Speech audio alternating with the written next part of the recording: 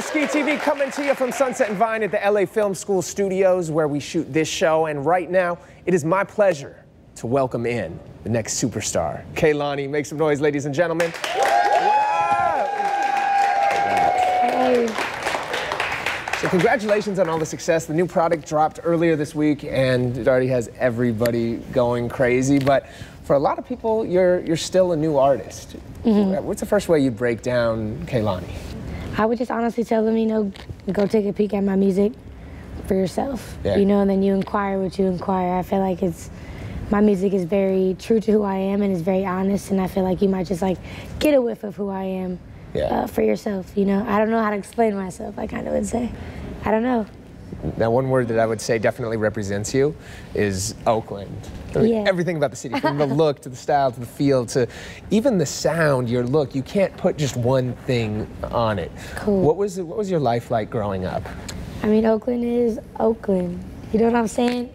Like Chicago is Chicago and New York is New York. You know, those are places of survival. Those are places of like really crazy culture and heart and soul. You know what I'm saying? And I don't know, Oakland's its own little planet in the Bay. It's its own little world. And I think growing up there not only strengthened me because I gained a lot of street smarts, but it gave me definitely a lot of character. Okay. You know, we have a lot of culture and a lot of community. As long as like we go through it a lot, we got a lot of like violence or whatever, but I think there's more heart to it.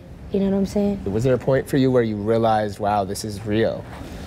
I think I have those little moments all the time. Still? Like, the little things are like crazy to me. Like, I go somewhere and, you know, people run, like, I just got in the car to come here and people like ran up to the car window and I was like, whoa, like I only saw this in movies. Like, this is real. Like, they're gonna run to the car. Like, this is crazy. And I was like, yo, I appreciate it. I thanked everyone, you know, one by one after their performance. Just like, I can't even believe people even like come and take, people skip school and like, it's crazy the stuff they tell me, like, yo, I called out for work, I planned ahead, like, that's wild, thank you, like, I appreciate it. Things like doing a show and they know every word, or like, they all pull their phones out and it's dark and it looks like this big kind of like sea of fireflies. I think that's like my favorite. Why do you think people gravitate towards you specifically? Why do you think these fans are, you know, so into everything that you do? I don't know. I just think I'm relatable. It's just genuine. I don't know. I feel like if I was listening to my music and I was going through things and I wasn't me, I would be able to, you know, get something out of it. And I think it's music that does more than just, you know, sit in the car and bob your head or go out dancing to it. It's like, you feel it, you know, it's in here, so. I mean, I see people that have written you in some of your comments where, you know, they've said they've even stopped themselves from like committing suicide or something because of what your music does. What does that feel like, having that power? It's crazy. Like, people come up to me after shows and give me these letters and cry on my shoulder and tell me, like, you know, if it wasn't for me, they wouldn't have been able to come out to their parents or wouldn't have been able to get through a heartbreak or wouldn't have been able to do this and this and this. And it's just like, I'm just going in the studio and making songs to heal myself. And the fact that that can do it for other people is like ridiculous. You know, it's a blessing. It's proof that I have purpose, you know what I'm saying? I feel like I'm kind of like a vessel for a message. And I feel like I realized that very early on, and that's why I'm able to like, I feel like, understand my music and comprehend it. So before the project dropped earlier this week, it was trending on Twitter, and now I just looked at my phone and I'm looking at the R&B and soul charts. #1, Kehlani. You Should Be Here. That's so crazy. How does that feel to have the #1 R&B album in the country right now? It's surreal. I mean, and it's just a mixtape, by the way. It's not an album. That's what I was say. It's not an album. I think that's why it's so crazy to me, because it's in the category with so many great albums right now, and I don't know, I'm thankful. I'm thankful. What's your favorite record off this project? If you were to choose one song that defines it and you.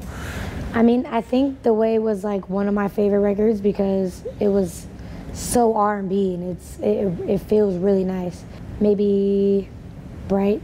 Yeah. I felt like it's a blues song. Yeah. And I felt like people weren't expecting this. They weren't expecting this sound, and it means a lot to me, the song. It's like, it's not a love song, and it's a love song. It's about self-love. That's what it is. I don't know, I go from talking to like younger kids to like adults, just about kind of like loving yourself. You can't love anybody if you don't love yourself, and I don't know, it's an important record. Yeah, the whole project, you said, is a whirlwind of emotions, right? Definitely. Where does it take people from? I was watching people at the listening party, you know, like going from song to song, like feeling different things, and it was really cool to have them like feel what I was feeling. It starts, you know, kind of like showing my journey last year, kind of things I was going through, things from like how jealous is about a situation I went through in a previous relationship, or how that taste was before I went on tour. And then I went into like kind of my past, like my childhood, and then I go to like kind of where I am now, and like moving forward onto like, you know, finding new love, whether that's self-love or more love in my career, or just like relationship-wise. Like it was a roller coaster. And I feel like I hope people like, you know, feel it, so. Now, I've always been big on introducing new talent. I've had, you know, so many people on the stage early, and I feel you're in the same mold as many of the people that have come before. What's it like getting that recognition and being kind of, you know, anointed as the new queen of R&B, the next superstar to blow?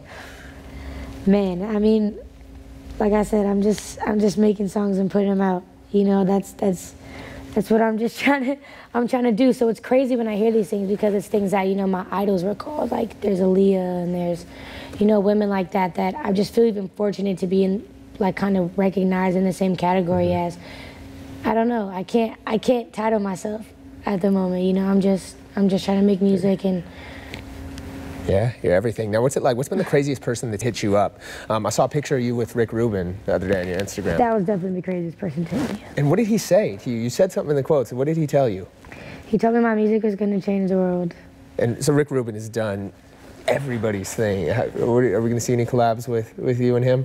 Totally possible. I think we made a great connection, and he loved my mixtape, and I don't know, it was the most surreal experience ever, because I'm just sitting there taking it all in, like everything from like even sensory things I was taking in, like, wow, I have to remember everything about this, what it looked like and what it felt like, and it was wild. I'm gonna remember it forever. Has there been any other crazy interactions with any other artists or celebrities or people that you grew up idolizing that now you're one of their peers and they're communicating with you on, or anything else crazy that's happened to you? There's a lot of really cool moments that I like appreciated, like like I was at a Malibu party the other day, and Drake told me congratulations, he's excited for my project, and I was just like, word, like that's legit, like thanks, I appreciate it. There's a lot of little moments. I mean, it's crazy because I'm in there considering myself totally like a fan at all moments. Then to hear other people are just like kind of recognizing what I'm doing is crazy. So it's a and you blessing. write all your own stuff, making all this music. Why'd you decide to make this project a mixtape instead of actually put it out as an album? I'm not ready for my album yet. I made Cloud 19, and I wanted to make another mixtape to come after that to conclude my mixtape journey. And then now I'm ready to do an album. So the album's coming. Have you thought about, I'm sure you thought about it a little. Of course. When can the fans look forward to seeing that? I know we're still new on this project, but they're going to already be asking. Probably sometime next year. Okay. Just trying to kind of process this project, experience it, grow with it, see the, you know, what comes from it, you know, and make new music based on that experience. What do you want to be known as when your career's said and done and people are looking back on it? What are they going to say about Kehlani? I want them to say it was real. It was real? It was real, and it wasn't forced, and they understood it, and it meant something to them.